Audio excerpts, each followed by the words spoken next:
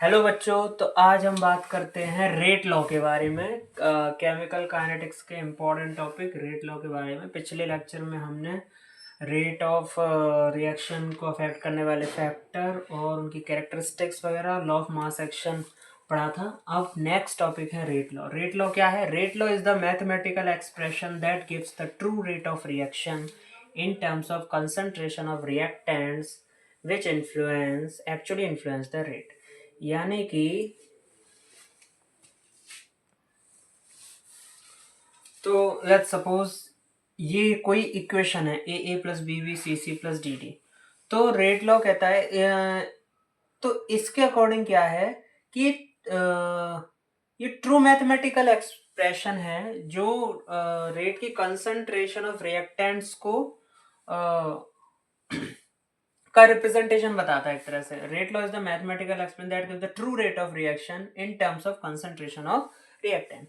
For example ये कोई reaction है A plus B C C plus D D. A B C D stoichiometric coefficient है, या फिर इनको कह सकते हैं ए बी सी डी वो न्यूमेरिकल कोफिशिएंट या stoichiometric coefficient, number of moles.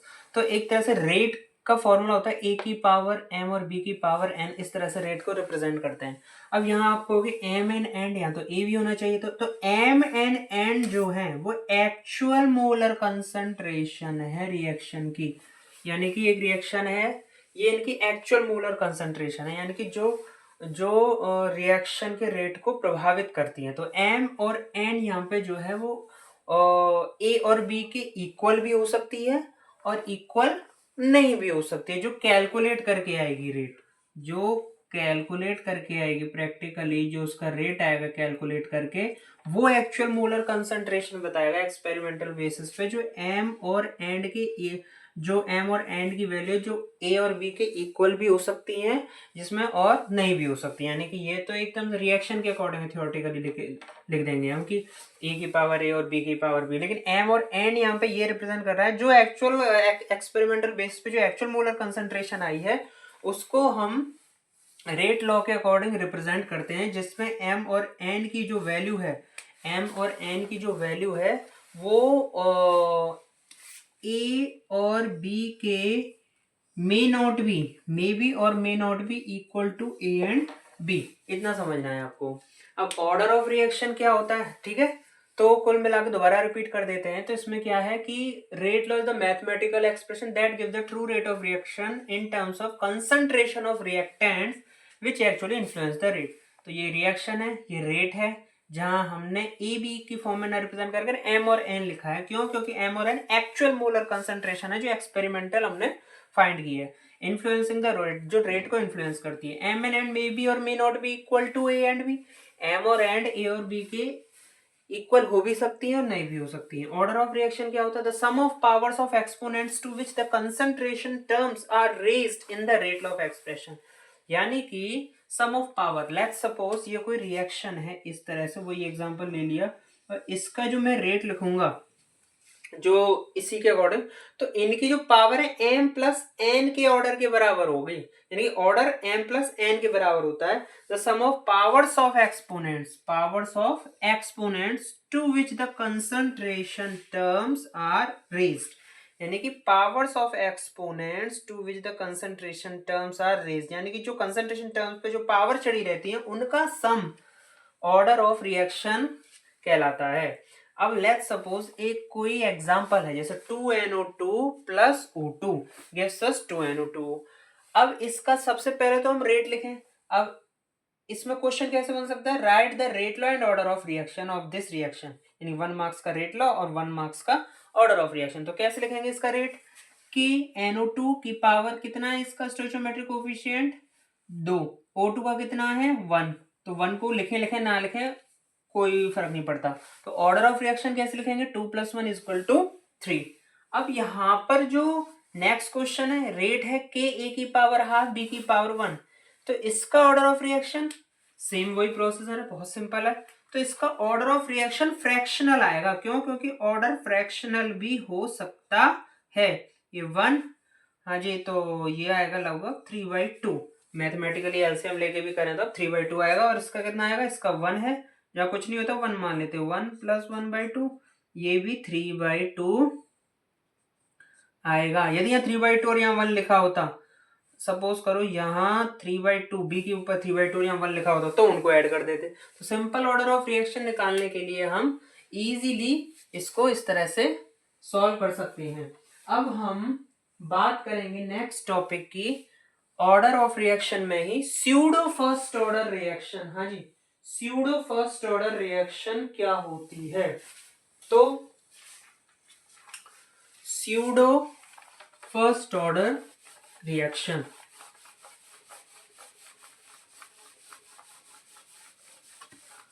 तो स्यूडो फर्स्ट ऑर्डर रिएक्शन ये होती है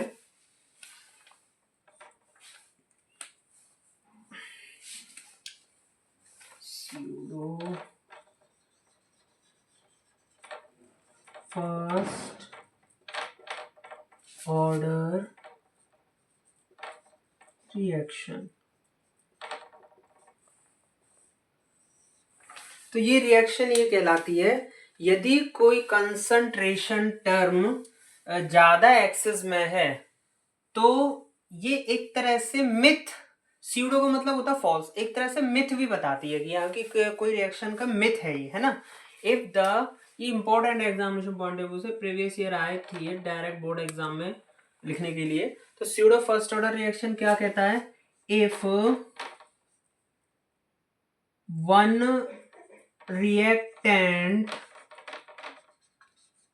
present in axis, if one reactant present in axis in the reaction, then rate of reaction depends on other reactant, then rate of reaction depends upon other reaction, other reactant।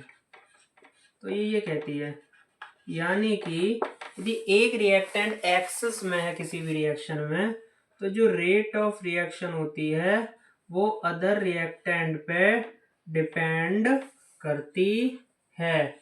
तो ये कहलाती है आपकी pseudo first order reaction. यार marker धीरे चल रहा है, चलिए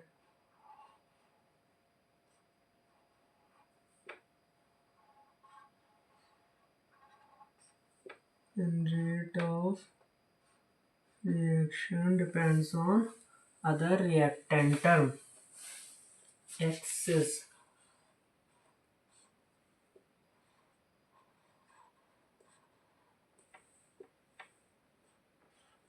तो ये कहलाती है आपकी स्यूडो फर्स्ट ऑर्डर रिएक्शन।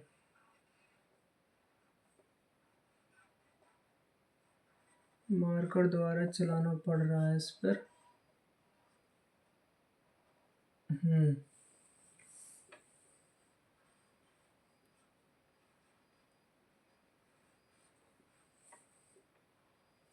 ठीक है। For example it is the false, मतलब ये फॉल्स फर्स्ट ऑर्डर रिएक्शन भी कह सकते हैं, मतलब फॉल्स होता है इसका मतलब, जैसे कि it is look like a second order but actually it is a first order reaction, यानी कि ये सेकेंड ऑर्डर की तरह दिखती है मगर ये फर्स्ट ऑर्डर ही होती है। For example hydrolysis of ester, hydrolysis of ester, जैसे कि जिसमें CH3COO C2H5 की रिएक्शन हम वाटर के साथ करा दें in the presence of acid, तो हमको CH3COOH प्लस C2H5OH मिलता है। ये प्रीवियसली भी हम समझ चुके हैं इस चीज को। ये हाइड्रोलाइसिस ऑफ एस्टर है। तो इसका रेट कैसे लिखेंगे? तो इसका जो रेट होगा वो जस्ट लाइक ऐसे होगा KCH3COOC2H5 और H2O। अब ये फॉल्स क्यों है? यहाँ दो टर्म है, वन ये ऑर्डर कैलकुलेट करेंगे तो 1 और 1 2 आ जाएगा, सेकंड ऑर्डर की तरह दिख रही है, बट ये एक्चुअल में क्या है, ये फर्स्ट ऑर्डर रिएक्शन है। क्या है? फर्स्ट ऑर्डर रिएक्शन है। इसमें क्या होता है, इसमें एक टर्म एक्सिस में प्रेजेंट होता है, इसमें एक टर्म किस में प्रेजेंट होता है, एक्सिस में। अब लेट्स सपोज ये वाटर है, अब वाटर एक्सिस में है, यहाँ पर क्या है, वाटर सपोज करो एक्सिस में है बहुत ज्यादा, तो यहाँ पर यदि हम रेट लिखेंगे इसका, यदि हम इस रिएक्शन का रेट लिखेंगे तो रेट जस्ट लाइक इस तरह से होगा। इसका यदि हम रेट लिखें तो इसका रेट जस्ट लाइक ऐसे लिखा जाएगा कि रेट इज इक्वल टू के CH3COO C2H5। तो ये एक्चुअल में इसका रेट है। तो ये फर्स्ट ऑर्डर हुआ कि नहीं हुआ? दिखता है सेकंड ऑर्डर जैसा लेकिन होती है फर्स्ट ऑर्डर। ये एग्जाम में बहुत आई है, स्यूडो फर्स्ट ऑर्डर रिएक्शन और हाफ लाइफ 2 नंबर में डिफाइन करने के लिए आई थी एग्जाम में, और आती रहती है अक्सर। तो कभी कभी एग्जाम्पल के रूप में पूछ लेता है कि हाइड्रोलाइसिस ऑफ या which of the following reaction represent pseudo first order reaction, या hydrolysis of ester represent which of the following order, zero order, first order, second order, pseudo first order. तो इस तरह से एमसीक्यूज में कैसे ही बना के ये टॉपिक आपका आता ही आता है। नंबर ऑफ क्वेश्चंस इसके कितने भी हो सकते हैं, या तो डिस्क्रिप्टिव वे में शॉर्ट नोट लिखने के लिए है ये, या फिर कोई और टर्म ऐड कर दें। तो आपको कुल मिला के हर चीज के तैयार होना, ये ध्यान होना चाहिए कि it is a first order reaction but look like second order. बच्चे ये ऐसा भी लिखते हैं। और सबसे इंपॉर्टेंट टर्म तो यही है एक्चुअल में, if one reactant present in X then rate of reaction depends on the second reactant of the reaction. तो जस्ट लाइक ऐसे आप pseudo first order reaction easily define कर सकते हैं। अब स्यूडो फर्स्ट ऑर्डर रिएक्शन के बाद हम बात कर लेते हैं इनकी यूनिट्स की। हाँ जी, यूनिट्स कैसे लिखते हैं हम इसमें, how will you right the unit of reaction. हाँ जी, तो यूनिट ऑफ रिएक्शन हम कैसे लिखते हैं कि जस्ट लाइक अ यूनिट। अब यूनिट कैसे फाइंड करते हैं, unit of zero order first order and second order reaction. तो हम इसकी यूनिट कैसे लिखेंगे भाई, हम इसकी यूनिट इस तरह से लिखेंगे कि यूनिट को रिप्रेजेंट, लेट सपोज R2P, ये कोई रिएक्शन है, इसमें यदि R की कंसंट्रेशन को हम X से रिप्रेजेंट कर दें, dx/dt इस तरह से, तो ये डायरेक्टली प्रोपोर्शनल है, और यहाँ पर डायरेक्टली प्रोपोर्शनल हटा के K आ जाएगा, और K यानी कि R ही रहने दें, तो dr/dt बराबर Kp की पावर कितनी है, 0। ठीक है, उसे x में भी मान लेते हैं, लेकिन हम डायरेक्ट करते हैं dr/dt। इस तरह से हमने बताया था इसका स्टोइचोमेट्रिक, मतलब इस तरह से रिप्रेजेंट करते हैं। तो Kp की पावर 0 है ये। ठीक है, तो अब हम कैसे लिखेंगे, सपोज करो इसको हम x से ही रिप्रेजेंट कर दें, कोई दिक्कत नहीं, dx/dt है एक टर्म, और जिसमें k प्रोडक्ट है, प्रोडक्ट ऑफ p की पावर 0। तो इसमें p की पावर 0 का मतलब है ये इंटू जस्ट लाइक 1 हो जाएगा, ये 1 हो जाएगा, किसी भी टर्म की पावर 0 तो 1 हो जाती है। तो यार dx/dt, इसको हम क्या लिख सकते हैं, dx/dt मोल पर लीटर, x मतलब कंसंट्रेशन, ये कंसंट्रेशन है, x क्या है, कंसंट्रेशन है। अब इसको हम जस्ट लाइक ऐसे लिखें कि मोल पर लीटर, है ना, मोल पर लीटर अपॉन में क्या है, टी की यूनिट क्या होती है, सेकंड। अब बराबर ये क्या है, ये के ही है, रेट कांस्टेंट, तो इसका क्या होगा, के बराबर मोल पर लीटर पर सेकंड, ये उसकी क्या हो गई, यूनिट हो गई, जो अक्सर एग्जाम में पूछी जाती है एमसीक्यूज पोर्शन में ये। और फर्स्ट ऑर्डर की यूनिट क्या होगी, ये सपोज करो यही टर्म हम यहाँ पे 0 की जगह फर्स्ट लिख देंगे, तो फर्स्ट ऑर्डर रिएक्शन के लिए निकलेगी जस्ट लाइक dx/dt, ये कंसंट्रेशन ऑफ रिएक्टेंट है। अब इक्वल टू k, और p की पावर कितनी है, p की पावर है 1, ये भी कंसंट्रेशन है यानी कि p की पावर 1। तो इसकी भी यूनिट क्या होगी, ये dx अपॉन dt, पी को भी हम कोई y टर्म मानकर इसकी कंसंट्रेशन लेट सपोज y है तो मोल पर लीटर कर सकते हैं, ठीक है। तो मतलब यहाँ क्या है, इनकी यदि यूनिट लिखूं मैं तो p की, हाँ तो p की क्या है, पावर 1 है, x y मान सकते हैं इसकी कंसंट्रेशन भी x। तो क्या है, कंसंट्रेशन x है तो इसका क्या होगा, मोल पर लीटर अपॉन सेकेंड, और इसकी जस्ट के इसकी भी क्या होती है कंसंट्रेशन, क्योंकि ये भी कंसंट्रेशन है प्रोडक्ट की, ये रिएक्टेंट की कंसंट्रेशन है, प्रोडक्ट की कंसंट्रेशन है, तो क्या मोल पर लीटर। तो इस तरह से आप पढ़ सकते हैं। अब मोल पर लीटर दोनों की पावर 1 है, दोनों सेम है, तो ये इससे कैंसिल आउट हो सकता है 1 टाइम, और 1 अपॉन सेकेंड इजकल टू के, एंड के इजकल टू हो गया आपका सेकेंड इनवर्स। तो इस तरह से आप फर्स्ट ऑर्डर के लिए निकाल सकते हैं। ये किसके लिए था, ये जीरो ऑर्डर के लिए, ठीक है। पहला ये किसके लिए था, जीरो ऑर्डर के लिए, और ये दूसरा किसके लिए था, फॉर फर्स्ट ऑर्डर के लिए, फॉर फर्स्ट ऑर्डर के लिए ये यूनिट निकालना। और नेक्स्ट क्या है, सेकंड ऑर्डर के लिए आप कैसे निकालोगे, सेकंड ऑर्डर के लिए निकालने के लिए यहां पर 2 कर देंगे, ठीक है। सेकंड ऑर्डर के लिए यहां पर हम क्या कर देंगे, 2 कर देते हैं, तो ये पावर लगभग जस्ट क्या हो जाएगा 2। तो एक तो इसको ऐसे ना काट कर हम इसको जस्ट लाइक ऐसे काटेंगे कि हाँ, 2 से 1 मोल पर लीटर कट गया, ठीक है। तो अब क्या है, ये डिनोमिनेटर में आ जाएगा मोल पर लीटर, तो क्या हो जाएगा, ये पर लीटर तो पहले लीटर ऊपर चला जाएगा, लीटर पर मोल पर सेकंड।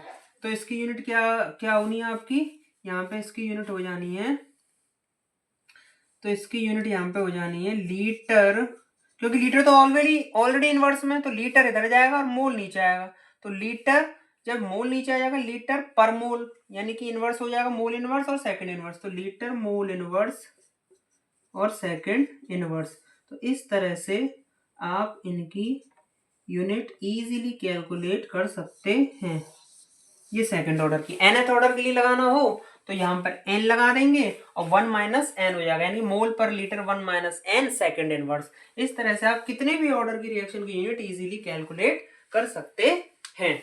तो अब बात करते हैं हम, अब बात करेंगे नेक्स्ट टॉपिक में जीरो ऑर्डर रिएक्शन के इंटीग्रेटेड फॉर्म की, उसके डेरिवेशन प्लस उस पर बेस्ड क्वेश्चंस की।